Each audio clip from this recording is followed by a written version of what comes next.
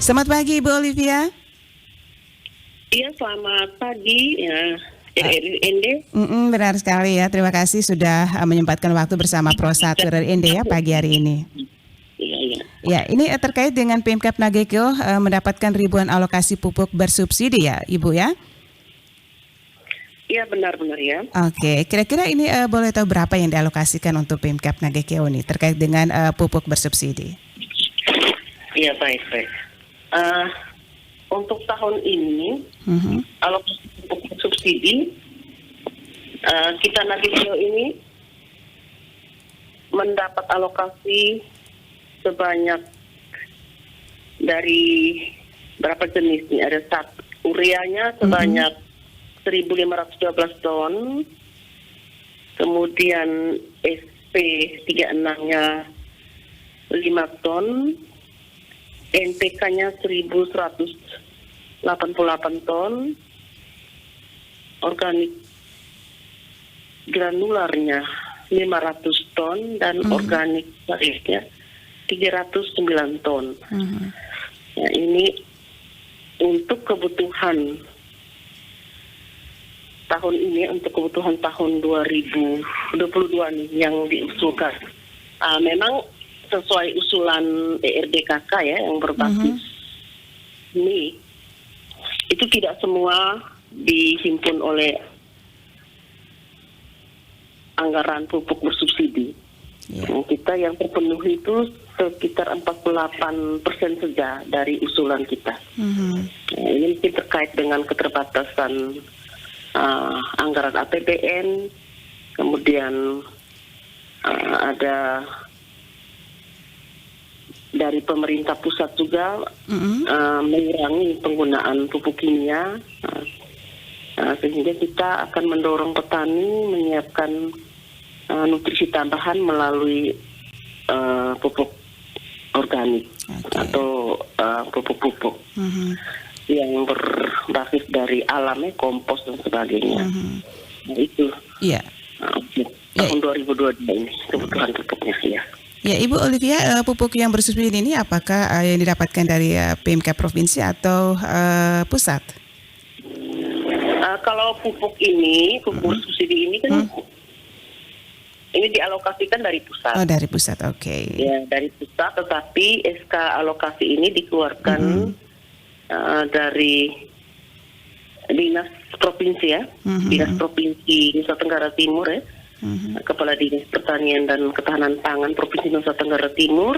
Itu berdasarkan nomor SK-nya nomor 521.3 garing PSP 2HP garing 1441 garing 12 garing 2021 pada tanggal 29 Desember tahun 2021 itu SK-nya untuk penetapan pupuk bersubsidi tahun 2022 untuk Kabupaten Nagekeo.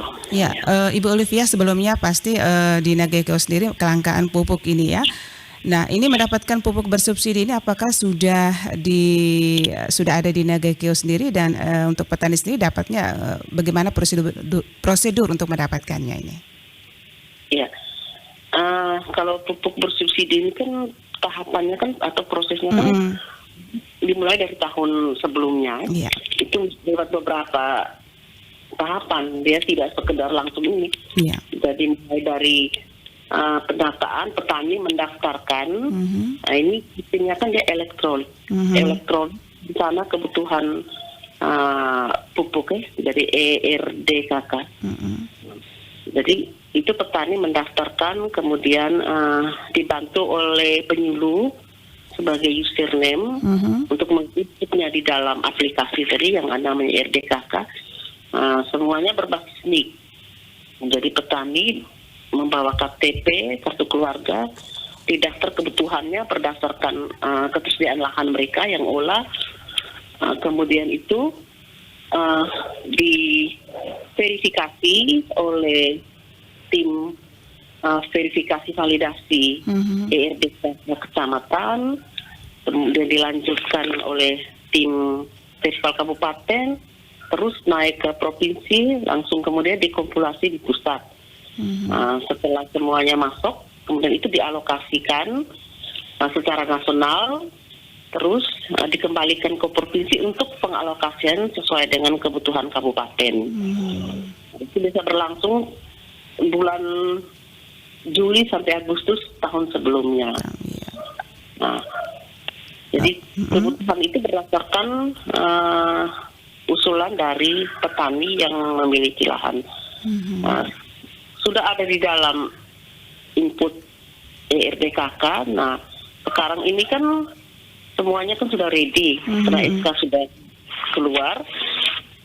Apalagi sudah menjelang musim tanam ini Januari. Nah, itu semua diharapkan stoknya itu sudah ada semua di kios pupuk lengkap. Jadi ini kan tanggung jawabnya kan dari PI sebagai produsen. Mereka ini kan sebagai holding company pupuknya kan. Jadi pupuk Indonesia ini kebetulan di NTT atau di Kandi Nagekeo ini kan yang mendapat kewilayahan ini adalah pupuk kimia dari Petrokimia Gresik. Dari Petrokimia Gresik. Nah, ini diharapkan supaya produsen ini dia sudah mengalokasikan sesuai kebutuhan ini ke distributor yang ditunjuk oleh PI. Nah, kemudian distributor ini langsung ke kios pupuk lengkap yang ada di wilayah Kabupaten Nagekeo. Kita ini kan ada 7 kecamatan. Kecamatan ini semuanya ini kan ada kios pupuk lengkapnya. Sesuai dengan usulan RDKK, nanti petani yang di wilayah mana dia akan menebus pupuk itu di KPL terdekat, kios pupuk lengkap terdekat. Nah, sekarang ini kan semuanya sudah ready. Stoknya ada. Nah, tinggal petani sesuai dengan kebutuhan mereka menebusnya ke KPL terdekat.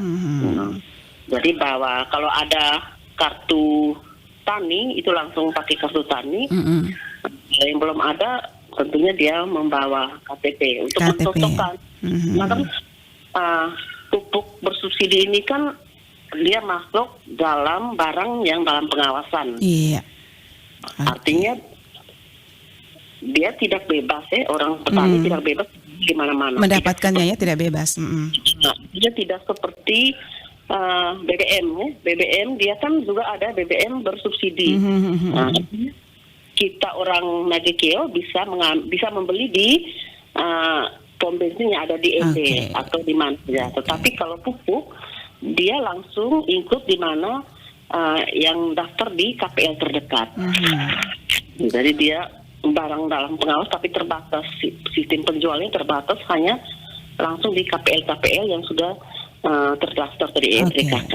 Tadi Ibu Lufia katakan bahwa pupuk subsidi ini terdapat di KPL ya, atau kios pupuk lengkap ya, di setiap 7 kecamatan ini terdapat 9 kios atau satu kecamatan satu? Tergantung potensinya. Jadi di Nagekeo untuk saat sekarang nih rata-rata setiap kecamatan tuh ada. Tetapi yang paling banyak karena potensi lahannya itu paling banyak di ICK. Jadi dari 9 KPL yang ada ini yang terbesar itu ada di ICK. ICK itu ada 4. Dan di Bowae 3 dan yang lain tuh 1. Di tengah tuh tidak ada di tengah dia gabungnya ke Bowae atau ke Nangaru. Itu ada 9. Jadi tidak mesti setiap kecamatan, tapi tergantung dari potensi lahan dan minat mitra yang mendaftar sebagai KPL. Jadi itu adalah aturan dari PI ya. Jadi dinas itu tugasnya hanya memastikan bahwa petani itu mendaftar kebutuhannya melalui RDKK yang dibantu oleh PPL itu. Itu tidak ada. Kemudian tugas penyaluran sebagainya itu adalah tanggung jawab PI. Tapi karena ini adalah untuk kebutuhan pertanian, kami juga mempunyai tanggung jawab untuk melakukan pengawasan dan pemantauan serta monitoring. Sehingga diharapkan setiap KPL itu wajib menyiapkan pupuk sesuai kebutuhan petani dan tepat pada waktunya. Jangan sampai ketika petani sudah butuh, mereka mau tebus ke KPL, tapi KPL sendiri belum menyiapkan, artinya belum menebus ke distributor. Nah, ini kan menjadi penghambat. Nah, diharapkan itu KPL itu harus secara kemampuan modal, dia sudah tahu bahwa kuotanya KPL ini sekian, nah itu harus sudah disiapkan pada awal begitu. Oke. Di Ibu Olivia, kalau terkait dengan kekurangan alokasi pupuk ke depannya nanti, apakah ada kerjasama dengan pihak luar untuk mendapatkan pupuk subsidi ini, Ibu? Iya, memang kita harapkan begini, karena sistem pupuk ini harus katakan ini kan dia barang yang dalam pengawasan. Kita harapkan yang sudah menjadi kuota Nagekeo ini akan terpenuhi. Tapi kan kadang-kadang secara teknis di lapangan ini pasti ada hambatan-hambatan. Nah ini kita terus tugas kita selain tadi memastikan petani melakukan mendaftar kebutuhannya, tetapi kita juga itu dari melakukan pengawasan, monitoring, supervisi. Nah ini ketika kalau ada kelangkaan kita selalu intens melakukan komunikasi dengan distributornya. Sehingga distributornya diharapkan tepat melakukan penebusan sesuai kebutuhan. Baik. Kemudian yang kedua, kalau ada kebutuhan petani yang lebih, karena begini, kita kan usulan RDKK itu kan di atas daripada yang dialokasikan. Iya. Ya. Tentu ini kan ada kekurangan memang secara subsidi. Nah, secara subsidi ini kan terjadi kekurangan yang diusulkan, tetapi yang disetujui APBN hanya sekian. Nah, di harap kekurangan ini kita terus mendorong melakukan komunikasi dengan PI supaya mereka juga menyiapkan non subsidi, pupuk non subsidi. Nah, sehingga petani bisa kalau membutuhkan tuh bisa membeli yang non subsidi juga. Hanya persoalannya kalau non subsidi ini kan harganya rentan perbedaan harganya kan jauh sekali. Jauh sekali dengan subsidi ya. Nah, ini juga sangat membebani petani. Kita tahu kan bisnis petani dengan keterbatasan modal dan sebagainya ini jadi hambatan. Tetapi sebenarnya pemerintah sudah memikirkan itu. Dan dengan program tadi yang namanya KUR ya. KUR, iya. Skema KUR kredit usaha tani. Nah, skema KUR ini kan untuk membantu petani. Salah satunya tuh ada skema usaha tani. Ya, ini kan untuk membantu petani memenuhi kebutuhan sarana produksi untuk usaha taninya. Jadi diharapkan supaya keterbatasan ini petani bisa mengambil KUR dan memenuhi kebutuhan sarana produksinya itu. Itu Ibu. Ya, dan Ibu Olivia di tahun 2022 ini Kabupaten Nagekeo mendapatkan subsidi sebanyak 4.009 ton ya Ibu ya? Iya, 4.009 ton, tapi itu kan ada beberapa jenis ya. Jenis, tapi secara totalnya itu. Totalnya ya, sebanyak itu. Mungkin ada himbauan untuk para petani Ibu? Petani gini, petani ini kan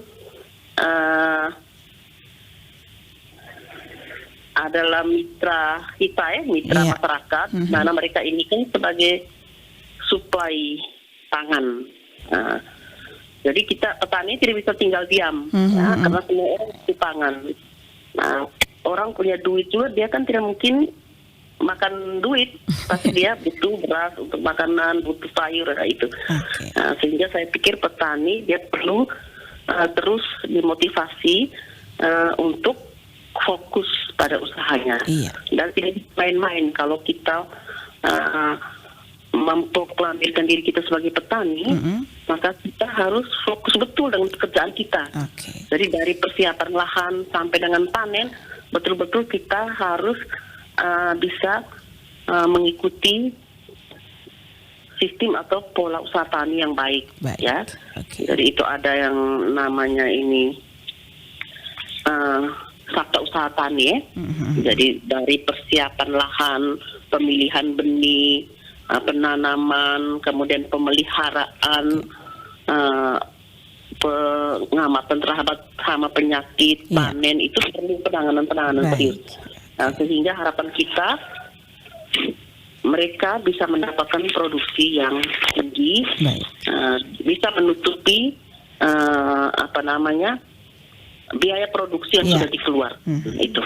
Itu saya pikir kalau kita semua berprinsip demikian, pasti produksi yang kita lakukan terhadap usaha tani kita tuh akan baik. Baik, terima kasih. Mudah-mudahan petani di Nagekeo semuanya aman ya terkait dengan pupuk, terkendali ya. Dan kalaupun ada kelangkaan, yang pasti Dinas Pertanian tidak tinggal diam ya, langsung gesit ini mengatasinya. Oke, Ibu Olivia, terima kasih atas waktunya pagi hari ini bersama Pro 1 RRI ND. Selamat berhari Minggu.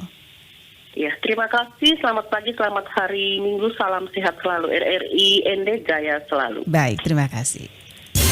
Pro 1, Kanal Inspirasi.